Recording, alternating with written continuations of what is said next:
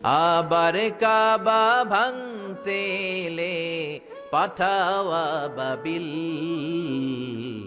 দাও খোদা দাও। জীবন কাটে যুদ্ধ করে, প্রাণের মায়া সাঙ্গ করে, জীবনের স্বাদ নাহি পায়, ঘর বাড়ি ঠিকানা নাই, দিন রাত্রি জানা নাই।